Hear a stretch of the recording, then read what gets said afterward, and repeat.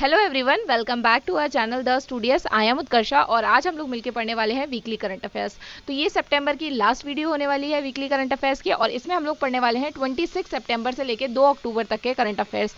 Let's start. तो as always हम लोग हमेशा की तरह स्टार्ट करने वाले हैं अपने डेज एंड थीम पढ़ने से। तो यहाँ पे 25 सितंबर को 2 दिन सेलिब्रेट करे गए हैं। सबसे पहले इंटरनेशनल डॉटर्स डे, जो कि 4th संडे ऑफ सितंबर को पड़ता है। इस साल ये सेलिब्रेट किया जा रहा है 25 सितंबर को। एक और दिन जो होता है वो है वर्ल्ड फार्मासिस्ट डे, जिसकी थीम है pharmacy United in action for healthier world. इसकी थीम जो है अगर आप समझ के पढ़ेंगे ना तो आपको अच्छे से याद हो जाएगा कि फार्मेसी को यूनाइट होना है हेल्थियर वर्ल्ड बनाने के लिए। तो समझ के पढ़िए, आपको थीम याद रहेगी। उसके 26 सितंबर को मनाया जाता है वर्ल्ड एनवायरमेंट हेल्थ डे। तो एनवायरमेंटल हेल्थ डे है, ना कि एनवायरमेंट डे है। एनवायरमेंट डे कौन से दिन होता है? 5 जून। ठीक है, ये भी आपको याद होना चाहिए, ये भी बहुत इंपॉर्टेंट है ना। तो अब यहाँ पे 26 सितंबर को मनाया जा रहा है वर्ल्ड एनवायरमेंटल हेल्थ डे, जिसकी थीम क्या है? Strengthening environmental health system for implementation of sustainable development goal. ठीक है, इसको भी अगर आप समझ के पढ़ेंगे तो आपको याद रहेगी। 27 सितंबर, इस दिन कौन सा दिन सेलिब्रेट होता है? World tourism day. इस बार वर्ल्ड टूरिज्म डे को बहुत अच्छे से मनाया गया है।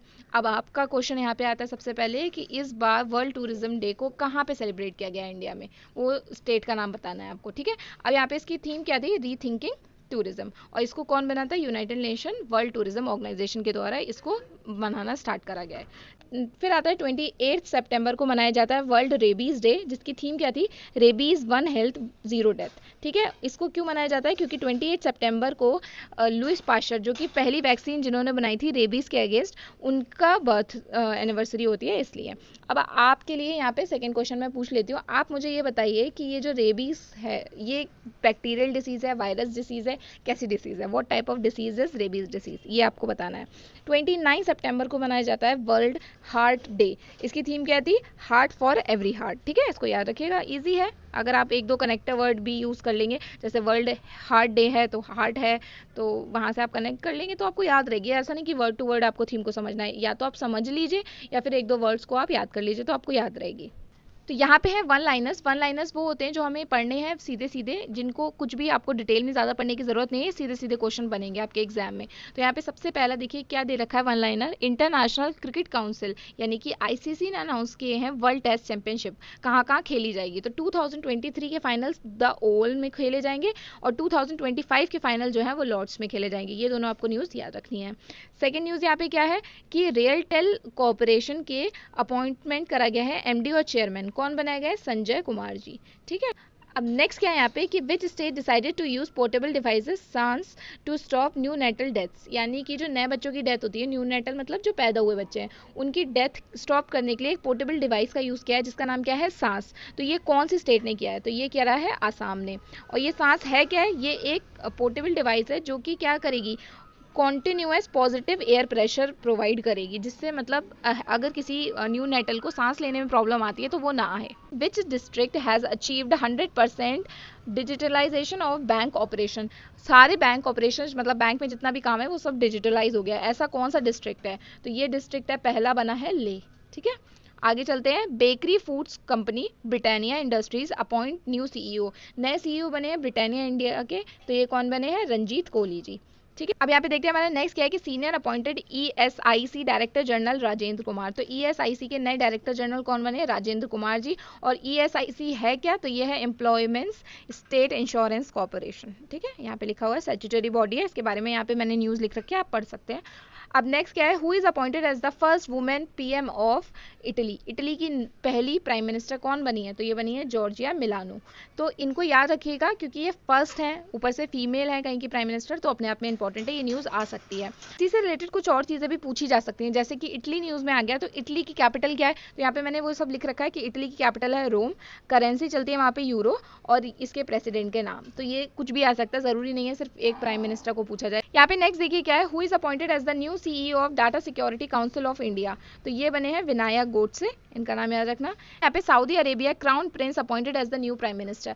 जो सऊदी अरेबिया के क्राउन प्रिंस थे, क्राउन प्रिंस मतलब राजा का बेटा, ठीक है, तो जो आने वाला युवराज होगा, है ना, तो उनको कहते हैं क्राउन प्रिंस। तो वो नए अपॉइंट कर दिए गए हैं एज द प्राइम मिनिस्टर। कौन बने हैं वो? तो वो है मोहम्मद बिन सलमान। मोहम्मद बिन सलमान जो कि राजा के बेटे हैं, यानी कि अगले युवराज हैं, उनको नया प्राइम मिनिस्टर बना दिया गया है। अब यहाँ पे नेक्स्ट देखिए क्या है, इंडिया की रैंक ग्लोबल इनोवेटिव इंडेक्स में क्या रही, तो वो रही 40 और ये इम्प्रूव करी है कितने से, 41 से करी है इम्प्रूव 2015 से। यानी कि 2015 में जो रैंक थी वो हमारी थी 81 और अब हमारी रैंक है 2022 में 40। 7 सालों में इतनी ज़्यादा इंक्रीज करी है, 41 स्टेप्स आगे बढ़ी है, तो बहुत बड़ी बात है ये, इसलिए ये इंपॉर्टेंट भी हो जाता है। इसको कौन पब्लिश करता है, तो वो करता है वर्ल्ड इंटेलेक्चुअल प्रॉपर्टी ऑर्गेनाइजेशन, इसको पब्लिश करता है। अब यहाँ पे नेक्स्ट न्यूज़ है कि who won the change maker award at the UN SDG action award. तो यूएन क्या है, यूनाइटेड नेशन, एसडीजी क्या है, सस्टेनेबल डेवलपमेंट गोल्स। इसमें चेंज मेकर कौन बना है, जिन्होंने सस्टेनेबल डेवलपमेंट गोल्स को अच्छे से निभाया होगा प्लस मदद करी होगी, तो वो कौन बनी है, सृष्टि बागची, जो कि इंडिया से बिलोंग करती हैं। इसके नेक्स्ट क्या है कि who won the 52nd Dada Saheb Phalke award. 52nd Dada Saheb Phalke award किनको मिला है, आशा पारेख, जो कि एक एक्टर है, सबको पता होगा, है ना, वेटरन एक्टर है। आगे चलते हैं, which airport in India has become the first to be the 5G ready, यानी कि यहाँ पे जितना भी काम है वो 5G में होगा। इसके अलावा अगर कोई बाहर का टूरिस्ट जो है वो भी इस एयरपोर्ट पे जाता है तो वो 5G का यूज़ कर सकता है। तो ये कौन सा ऐसा एयरपोर्ट बन गया जहाँ पे सारा काम 5G से होगा, है इंदिरा गांधी इंटरनेशनल एयरपोर्ट, जो कि कहाँ का है, न्यू दिल्ली का। ठीक है, तो न्यू दिल्ली का जो एयरपोर्ट है वहाँ पे बन गया है 5G वाला। आगे चलते हैं, which state has publish India's first tribal community based encyclopedia. कौन सी ऐसी स्टेट है इंडिया की जिसमें पहला ट्राइबल बेस्ड यानी कि ट्राइबल लैंग्वेज से रिलेटेड इंसाइक्लोपीडिया बनाई गई है, तो वो है उड़ीसा। लास्ट वन लाइनर क्या है कि which gram panchayat become the India's first digital literate panchayat. कौन सी ऐसी पहली ग्राम पंचायत बन गई है इंडिया की जो कि डिजिटल लिटरेट पंचायत है। इसका क्या मतलब होता है, डिजिटल लिटरेट वर्ड का मतलब होता है ऐसा इंसान जिसको लिटरेट है लेकिन वो डिजिटली लिटरेट है, मतलब कि उसको फ़ोन चलाना आता है, उसको लैपटॉप चलाना आता है, सारा डिजिटल यूज़ करना आता है, वो हो गया डिजिटल लिटरेट। तो ऐसा ग्राम पंचायत है जहाँ पे सारे लोगों को ये काम आता है। तो ये कहाँ का होगा, तो ये केरला का ही होगा ना, तो पुलमपारा केरला का ये डिस्ट्रिक्ट है। ठीक है, अब यहाँ पे वन लाइनर्स के बाद में हमें यहाँ पे दो पढ़नी है ओबेचरीज, जो कि बहुत ज़्यादा इंपॉर्टेंट थी, तो मैंने यहाँ पे लिख रखा है। सबसे पहला है कि Oscar winning actress Louise Fletcher जो कि पास अवे हो गई है, कौन सी कंट्री से बिलोंग करती थी, तो ये बिलोंग करती थी फ्रांस से। अब ये क्वेश्चन थोड़ा सा अलग भी आ सकता है कि इनका नाम दे दिया जाए और बोला जाए कि ये क्या करती थी या इनका प्रोफेशन क्या था। तो एक्ट्रेस थी, तो आपको ये तीनों बातें याद रखनी है कि एक्ट्रेस थी, नाम क्या था और कौन सी कंट्री से बिलोंग करती। यहाँ पे second question, first chairman of, यहाँ पे चेयर नहीं होगा, यहाँ पे चेयरमैन होगा, है ना। तो यहाँ पे पहला क्वेश्चन क्या है कि first chairman of national commission for women की उनकी डेथ हो गई है अभी, उनका नाम क्या था, तो उनका नाम था जयंती पटनायक। तो इस तरीके से भी क्वेश्चन आ सकता है, पहली चेयरमैन कौन रही एनसीडब्ल्यू की, है ना, या एनसीडब्ल्यू यानी कि नेशनल कमीशन फॉर वुमेन कब बना, तो ये बना था 1992 में। इसकी पहली चेयरमैन जयंती पटनायक जी, उनकी अभी अभी डेथ हो गई है। ठीक है, आगे चलते हैं। अब यहाँ से शुरू होती है हमारी फुल फ्लेजेड न्यूज़। तो यहाँ पे देखते हैं सबसे पहले न्यूज़ क्या है कि which Maharashtra based bank license has been cancel by the RBI. RBI के द्वारा कौन सा ऐसा बैंक है जिसका लाइसेंस जो है कैंसिल कर दिया गया है, जो कि महाराष्ट्र से बिलोंग करता था वो बैंक, तो इसका नाम है लक्ष्मी कोऑपरेटिव बैंक। क्यों, क्योंकि इनकी जो भी लिमिट्स होती है ना उसको वो मीट नहीं कर पा रहा था, इसलिए इसका जो लाइसेंस है उसको कैंसिल कर दिया गया है। यहाँ पे देखिए सब नेक्स्ट क्या है कि who is appointed as the new director general of ICMR. ICMR की फुल फॉर्म क्या होती है, Indian Council for Medical Research. इसके हेड कौन बने यानी कि डायरेक्टर जनरल कौन बने, राजीव भल्ला, डॉक्टर राजीव भल्ला। यहाँ पे डॉक्टर राजीव भल्ला जी, इनको अपॉइंट करा गया है कितने दिन के लिए, तो इनको अपॉइंट करा गया है 3 ईयर्स के लिए। और आईसीएमआर की ये कुछ स्टैटिक इन्फॉर्मेशन है, इसको पढ़ लीजिएगा। अब यहाँ पे नेक्स्ट क्या है कि which company is going to establish its first solar project in India with AMP energy. AMP energy जो है कंपनी है जिसके साथ में मिलके, जिसके साथ कोलैबोरेशन करके कौन सी कंपनी जो है वो अपना पहला सोलर प्रोजेक्ट स्टार्ट करने वाली है, तो ये है अमेजॉन। ठीक है, तो अमेजॉन अपना 3 प्रोजेक्ट लॉन्च करेगी। कहाँ लॉन्च करने वाली है, राजस्थान में लॉन्च करने वाली है, हो सकता है ये भी क्वेश्चन बन जाए, तो ये बात भी याद रखिएगा, राजस्थान में मार्क करने वाली है। और ये उसी से रिलेटेड कुछ और बातें हैं जो कि मुझे नहीं लगता इतना इंपॉर्टेंट है, लेकिन आप इसको पढ़ लीजिएगा if you find it important. Next क्या है, who is unopposed elected as the president of Hockey India. Hockey India के पहले कौन थे, नरेंद्र बत्रा जी। जैसे ही उन्होंने अपनी सीट छोड़ी, यहाँ पे इलेक्शन हुए, इलेक्शन के बाद कौन जीत गया है, तो हमारे former Indian captain Dilip Tirkey ji, और ये रही उनकी फोटो। अब इस इलेक्शन में 3 लोग खड़े थे लेकिन 2 लोगों ने बैकआउट कर लिया, जो कि थे भोलानाथ जी झारखंड से और उत्तर प्रदेश के हॉकी के चीफ राकेश कात्याल। इन लोगों ने अपना बैकआउट कर लिया, उसके बाद में एक ही इंसान बचा, तो अनअपोज यानी कि विदाउट एनी इलेक्शन ही इनको कर दिया गया कि हाँ यही जीते, क्योंकि एक ही कैंडिडेट बचे थे। यहाँ पे नेक्स्ट क्या है, in which state India first avalanche monitoring radar is going to be establish. पहला एविलांच को मॉनिटर करने वाला इंस्टॉल किया जा रहा है रडार। ऐसा रडार जो आपको पहले ही बता दे कि एविलांच आने वाला है। एविलांच क्या होता है कि जैसे बहुत सारी बर्फ है वो ऊपर से खसकती है तो नीचे की तरफ आती है, वो बहुत भयानक रूप ले लेती है, तो वो होता है एविलांच। तो उसको बारे में वो पहले से बता दे कि भैया ऊपर से चट्टान टूट रही है, कमजोर हो रही है, टूटने वाली है, तो आप लोग नीचे से हट जाइए, है ना। तो ये कहाँ पे इंस्टॉल होगा, तो ये इंस्टॉल होने वाला सिक्किम में, क्योंकि सिक्किम में काफी ज्यादा हाई चांसेस रहते हैं ये एविलांच आने के, इसलिए वहां पे करा जा रहा है। अब यहाँ पे उसी से रिलेटेड न्यूज है कि किन्होंने किया, तो इंडियन आर्मी और डिफेंस जियो इंफॉर्मेशन रिसर्च एस्टेब्लिश करा, इन लोगों एस्टेब्लिशमेंट ने, इन दोनों ने मिलके, इंडियन आर्मी और DGRE ने मिलके एक साथ ये इंस्टॉल किया है एविलांच मॉनिटरिंग रडार सिस्टम सिक्किम में। ठीक है, अब यहाँ पे नेक्स्ट क्या है कि निर्मला सीतारमन जी ने लॉन्च किया है ई लर्निंग प्लेटफॉर्म। उसका नाम क्या रखा गया है, तो उसका नाम रखा गया है भारत विद्या। अब भारत में विद्या फैलाई जाएगी तो भारत विद्या हो गया नाम से। यहाँ पे देखिए union finance minister Nirmala Sitharaman ने लॉन्च किया है भारत विद्या, जो कि एक ऑनलाइन प्लेटफॉर्म रहेगा oriental and south Asian studies के लिए।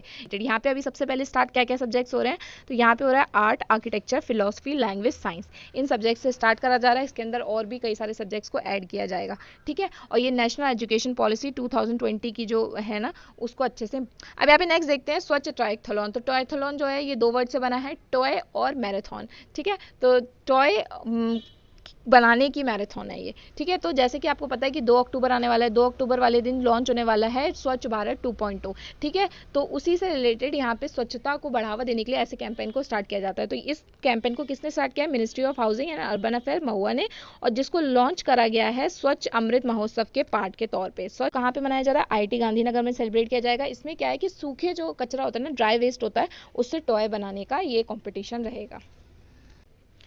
अब यहाँ पे नेक्स्ट देखिए क्या है कि Chandigarh airport to be named after which freedom fighter. तो कौन से फ्रीडम फाइटर के बिहाफ पे नाम रखा जाएगा, चंडीगढ़ एयरपोर्ट का नाम चेंज करा जा रहा है, किन के नाम पे रखा जाएगा, तो ये रखा जाएगा भगत सिंह जी के नाम पे। प्राइम मिनिस्टर नरेंद्र मोदी जी ने अनाउंसमेंट किया कि चंडीगढ़ एयरपोर्ट का नाम जो है चेंज करा जा रहा है, उसका नाम जो है शहीद भगत सिंह जी के नाम पे रखा जाएगा as a tribute to the freedom fighter. पहले पंजाब और हरियाणा, क्योंकि एयरपोर्ट जो है चंडीगढ़ जो है, चंडीगढ़ दोनों की कैपिटल है, हरियाणा और पंजाब की, तो दोनों का ही हाँ करना जरूरी था। पंजाब और हरियाणा की गवर्नमेंट ने लास्ट महीने हाँ कर दिया है, जिसके बाद में सेंटर ने भी ये बोल दिया है, अनाउंसमेंट कर दिया है प्राइम मिनिस्टर नरेंद्र मोदी जी ने कि इसका नाम चेंज करा जाएगा, शहीद अमर भगत सिंह जी के नाम पे इसको रखा जाएगा। ये है मोस्ट इंपॉर्टेंट क्वेश्चन, इसको तो मतलब जितने स्टार मारो उतने कम है, हर पेपर में आने वाला है। गवर्नमेंट ऑफ इंडिया ने किसको अपॉइंट करा एज द न्यू CDS यानी कि चीफ ऑफ डिफेंस स्टाफ। कौन बनाए गए, लेफ्टिनेंट जनरल अनिल चौहान जी। यहाँ पे रही इनकी फोटो। पहले CDS कौन थे, तो पहले CDS थे जनरल विपिन रावत, जो कि 2019 में बनाए गए थे, और लास्ट ईयर एयरप्लेन क्रैश में उनकी डेथ हो जाती है। उसके बाद में ये जो सीट थी काफी टाइम तक खाली थी। अब नए इंसान बनाए गए हैं, जो कि है लेफ्टिनेंट जनरल अनिल चौहान जी। अब ये जो थे ना वो 2019 के ईस्टर्न कमांड के हेड भी रह चुके हैं। इसके अलावा मई 31 को इनका अभी रिटायरमेंट भी हुआ था 2021 में। इसके अलावा इनके पास बहुत सारे अवार्ड्स हैं, जितने भी गैलेंट्री अवार्ड्स होते हैं, आई थिंक यहाँ पे सभी लिखे हैं, सारे नाम लिखे हैं यहाँ पे, तो इनके पास काफ़ी सारे अवार्ड्स भी रहे हैं। जनरल विपिन रावत जो कि 63 ईयर्स के थे, उन्होंने Indian chief of defence staff सबसे पहले चुने गए थे 2019 में नहीं, जनवरी 2020 में। उसके बाद जब इनकी डेथ हो गई, उसके बाद काफ़ी टाइम तक ये पोजीशन खाली रही, अब इनको बना दिया गया। अब ये होता क्या है चीफ ऑफ डिफेंस स्टाफ, तो इंडियन आर्मी, इंडियन नेवी और एयरफोर्स सबके हेड होते हैं। तो कई बार ऐसा देखा गया, कई सारी वॉर्स में ऐसा लैग हुआ कि इंडियन आर्मी चली गई और नेवी को और एयरफोर्स को पता ही नहीं है कि वहाँ पे बॉर्डर पे वॉर चल रहा है, ठीक है, या किसको कब क्या ज़रूरत है। तो इन सबका एक हेड होना बहुत ज़रूरी था, जो कि सब आपस में देख सके कि किस चीज़ को कहाँ पे ज़रूरी है, कहाँ पे इंडियन आर्मी के साथ साथ हमें एयरफोर्स को भी भेजना है। तो इस तरीके की चीज़ों के लिए यहाँ पे CDS की नई पोस्ट डिज़ाइन करी गई थी 2019 में, और 2020 में जनरल विपिन रावत को इसके लिए चुना गया था। अब यहाँ पे हमारा नेक्स्ट देखिए क्या है कि which state is awarded the first prize for the best adventure tourism destination. कौन सी ऐसी डेस्टिनेशन, कौन सा ऐसा स्टेट है जिसको मिला है first prize best adventure tourism destination में, तो ये है उत्तराखंड। देखिए कितना सुंदर फोटो है, तो ऑफकोर्स ये बहुत सुंदर जगह है, बहुत अच्छी जगह है। तो वर्ल्ड टूरिज्म डे वाले दिन, जो कि कहाँ पे सेलिब्रेट हो रहा था, न्यू दिल्ली में, उसमें इसको 2 कैटेगरी में अवार्ड मिला है। पहली कैटेगरी तो यही है बेस्ट एडवेंचर टूरिज्म डेस्टिनेशन, और दूसरी कैटेगरी है और around development of tourism from the ministry of tourism. तो 2 कैटेगरी में इनको अवार्ड मिला। अब जो इनके स्टेट के टूरिज्म एंड कल्चर मिनिस्टर हैं सतपाल महाराज जी, इन्होंने ये अवार्ड को रिसीव करा न्यू दिल्ली में जाके। और ये बस बाकी यहाँ पे उत्तराखंड की यहाँ पे देखिए स्टैटिक लिख रखी है कि गवर्नर कौन है, गुरमीत सिंह जी, और चीफ मिनिस्टर कौन है, पुष्कर सिंह धामी, और कैपिटल क्या है, देहरादून और गैसन। दो नेक्स्ट देखते हैं कि which ministry of rural development in cooperation with which ministry launches the Jaldoot app. यानी कि रूरल डेवलपमेंट मिनिस्ट्री और इसके अलावा एक और कोई मिनिस्ट्री है, उन दोनों ने मिलकर साथ में लॉन्च किया है क्या, जलदूत ऐप। तो जलदूत ऐप क्या, ये तो मैं अभी थोड़ी देर में बनाती हूँ। तो इसको करा है launch ministry of Panchayati Raj rural development ने, दोनों ने मिलकर इस ऐप को बनाया है और इसको लॉन्च करा था गिरिराज जी ने। ठीक है, तो ये हमारे कौन से मिनिस्टर है बताइए, यहाँ पे मैंने लिखा तो नहीं है ना, हाँ लिखा है एक्चुअली। तो ये यूनियन मिनिस्टर है रूरल डेवलपमेंट के, कि उन्होंने लॉन्च किया था ये जलदूत ऐप। तो ये जलदूत ऐप को समझते हैं कि इसका मेन ऑब्जेक्टिव है ग्राउंड वाटर लेवल को पता करना रूरल इंडिया में, जो कि कलेक्ट करेगा real data of ground level of rural area, कि कहाँ पे पानी है, तो वहाँ पे दूसरी जगह जहाँ पे पानी नहीं है वहाँ पे रूरल इंडिया में कहाँ कैसे पहुँचाया जा सके। तो ये रियल टाइम बताएगा आपको। ठीक है, रियल टाइम ऐप है कि कौन सा स्कीम कहाँ पे चल रही है, कहाँ पे पानी टेबल कैसी है, मतलब कौन से एरिया में कैसी वाटर टेबल है, इससे रिलेटेड यहाँ पे होगा। अब इसमें क्या है कि मनरेगा स्कीम जो हमारी चल रही है काफ़ी टाइम से इंडिया की, कि मनरेगा स्कीम में क्या है कि 100 दिन का काम देना ज़रूरी है। तो वहाँ पर ये काम भी दिया जाएगा, मतलब कि क्या काम दिया जाएगा, जैसे कहीं पर नल बनना है, कहीं पर कुएँ की खुदाई होनी है, तो ये काम मनरेगा के अंडर दिया जाएगा। तो मनरेगा वाला काम भी हमारी स्कीम उसमें भी अंडर काम मिल जाएगा और ये वाली स्कीम का भी काम चल जाएगा। तो इन दोनों को कोलैबोरेट कर दिया गया है और वहां से बनाई गई जलदूत ऐप, जो कि बताएगी आपको कि कहाँ पे ऑलरेडी वाटर टेबल कैसा है, कहाँ पे क्या काम चल रहा है। नेक्स्ट क्या है, who is appointed as the new attorney general of India. तो ये बनाए जा रहे हैं सीनियर एडवोकेट आर वेंकटरमन। अब ये जो है ये अपॉइंट कर जा रहे हैं नेक्स्ट अटॉर्नी जनरल। अब ये न्यूज़ आप कंफ्यूज हो रहे होंगे कई बच्चे कि ये तो कुछ दिन पहले भी आपने पढ़ाया था कि नए अटॉर्नी जनरल बन रहे हैं। तो हाँ, वो सही थी न्यूज़, मुकुल रोहतांगी जी बन रहे थे, लेकिन कुछ वजहों से उन्होंने अपनी पोजीशन को रिजेक्ट कर दिया है, जिसके बाद में ये बन रहे हैं हमारे नए अटॉर्नी जनरल ऑफ इंडिया। अब यहाँ पे इंपॉर्टेंट क्या है कि अटॉर्नी जनरल ऑफ इंडिया का बताइए आप टेन्योर कितना होता है, कितने साल के लिए इनको अपॉइंट किया जा रहा है, ये आप बताइए मुझे नीचे कमेंट सेक्शन में। इसके बाद में क्या बोलते हैं, ये किसको रिप्लेस करने वाले हैं, तो ये रिप्लेस करने वाले हैं के वेणुगोपाल जी को। अब ये जो होता है ना अटॉर्नी जनरल ऑफ इंडिया, इससे रिलेटेड आर्टिकल क्या है हमारे कॉन्स्टिट्यूशन में, तो वो है आर्टिकल 76। यहाँ पे नेक्स्ट देखिए क्या है, which state won the Ayushman उत्कृष्ट अवार्ड 2022। आयुष्मान उत्कृष्ट अवार्ड किसको मिला है, तो ये मिला है उत्तर प्रदेश को। आयुष्मान उत्कृष्ट अवार्ड 2022 उत्तर प्रदेश को इसलिए मिला है क्योंकि उन्होंने कई सारी हेल्थ फैसिलिटीज़ को अडॉप्ट किया है, उसको बढ़ाया है, कई सारी स्कीम चलाई हैं। इसके अलावा 2 करोड़ ABHA अकाउंट्स को भी रजिस्टर किया। ये ABHA अकाउंट क्या है, आयुष्मान भारत हेल्थ अकाउंट्स। ये कि सारा डाटा पता चल जाएगा, इससे पहले आपको क्या क्या बीमारी रही है, आपने कौन से डॉक्टर से दिखाया, क्या क्या मेडिसिन उसमें दी गई, तो ये होते हैं वो आयुष्मान भारत हेल्थ कार्ड्स, जिसको ABHA कहते हैं। तो ये 2 करोड़ रजिस्टर करे हैं इस साल उत्तर प्रदेश ने, इसलिए इसको बेस्ट उत्कृष्ट अवार्ड मिला है आयुष्मान की तरफ से। देखिए यहाँ पे नेक्स्ट क्या है कि which state is going to have its 4th tiger reserve. 4था टाइगर रिजर्व किसे मिलने जा रहा है, तो ये है उत्तर प्रदेश। ये कहाँ पे मिलने वाला है, तो देखिए कानपुर के पास में जो बुंदेलखंड एरिया है ना, वहाँ का पहला वाइल्ड लाइफ सेंचुरी है। तो इस तरीके से भी क्वेश्चन आ सकता है कि पहला बुंदेलखंड रीजन का टाइगर रिजर्व का नाम क्या है, तो ये है रानीपुर वाइल्ड लाइफ सेंचुरी। ठीक है, तो उत्तर प्रदेश कैबिनेट ने अप्रूव करा है, ग्रीन सिग्नल दिया है डेवलपमेंट करने को लेके 1st tiger reserve Bundelkhand area में, जैसा कि मैं आपको बता रही थी। रानीपुर वाइल्ड लाइफ सेंचुरी जो कि पहले से चित्रकूट में है, कहाँ पे है, रानीपुर वाइल्ड लाइफ सेंचुरी कहाँ पे है, चित्रकूट में बन रही है। तो ये मतलब बन नहीं रही है, ऑलरेडी है, अब उसको टाइगर रिजर्व के तौर पे बनाया जाएगा। अब यहाँ पे इससे पहले ही 3 टाइगर रिजर्व ऑलरेडी थे यूपी में, तो कौन कौन से थे यहाँ पे रिवाइज कर लीजिए। लखीमपुर डिस्ट्रिक्ट में था दुधवा टाइगर रिजर्व, इसके अलावा पीलीभीत डिस्ट्रिक्ट में था पीलीभीत टाइगर रिजर्व, और बिजनौर एरिया में था अमनगढ़ टाइगर रिजर्व, जो कि जिम कॉर्बेट पार्क जो है ना उसका ही बफर एरिया है। तो ये 3 पहले से थे, अब एक नया बनने वाला है रानीपुर वाइल्ड लाइफ सेंचुरी, कहाँ पे, चित्रकूट में। ठीक है, अब यहाँ पे नेक्स्ट देखिए क्या है, who is conferred with the national Lata Mangeshkar award for 2019। 2019 category के लिए नेशनल लता मंगेशकर अवार्ड किसको दिया जा रहा है, शैलेंद्र सिंह। बाई चांस उनकी फोटो यहाँ पे मैंने नहीं लगाई है, पता नहीं क्यों। तो यहाँ पे 2 सिंगर हैं, कुमार सानू जी और शैलेंद्र सिंह जी। तो इन दोनों को मिल रहा है एज अ सिंगर, और म्यूजिक कंपोजर डुओ है आनंद मिलंद, ये तो इनको मिल रहा है। तो इनको अलग अलग ईयर के लिए मिल रहा है। अब बिकॉज ऑफ कोविड ये डिले हो गया था, इन सबको एक साथ दिया जा रहा है, जैसे कि शैलेंद्र सिंह 2019, आनंद मिलंद 2020 और और ये जो हमारे कुमार सानू जी हैं इनको 2021 कैटेगरी में। तो ये ईयर भी पूछा जा सकता है और ये भी पूछा जा सकता है कौन कौन सी फील्ड से बिलोंग करता है। तो 2 सिंगर थे, एक म्यूजिक कंपोजर की जोड़ी है, तो इसको याद रखिएगा। इसके अलावा अब क्योंकि हम लता मंगेशकर जी के बारे में पढ़ रहे थे, एक इंपॉर्टेंट बात कि उत्तर प्रदेश चीफ मिनिस्टर जी आदित्यनाथ जी ने अयोध्या में एक चौक का इनॉग्रेशन किया है जिसका नाम क्या रखा गया है, Lata Mangeshkar Chowk, 93rd birth anniversary पे उनकी। तो काफ़ी ज़्यादा इंटरेस्टिंग न्यूज़ है कि in which state recently Archaeological Survey of India has found the remains of Buddhist cave temple. तो बुद्धिस्ट केव टेम्पल है जिसके रिमेन्स मिले हैं अभी अभी कौन से स्टेट में, तो ये मिले हैं मध्य प्रदेश में। आर्कियोलॉजिकल सर्वे ऑफ इंडिया यानी कि ASI ने अभी 20 बुद्धिस्ट केव्स को देखा जिसके अंदर काफ़ी सारे रिमेन्स मिले हैं और ये 2 सेंचुरी से लेके और 5th सेंचुरी तक के बीच के हो सकते हैं, ऐसा माना जा रहा है। ये बांधवगढ़ टाइगर रिजर्व के पास में मिले हैं। अब यहाँ से कई सारी चीज़ें मिली जैसे कि बोर्ड गेम्स मिले, मोनोलिथिक डिस्क्रिप्शन मिला 10 अवतार ऑफ विष्णु जी का। इसके अलावा कई सारे इंस्क्रिप्शन ये बताते हैं कि पहले इस तरीके के स्टेट्स थे जैसा हम हिस्ट्री में पढ़ते हैं मथुरा कौशाम्बी, तो इनका भी वहाँ पे उल्लेख मिलता है।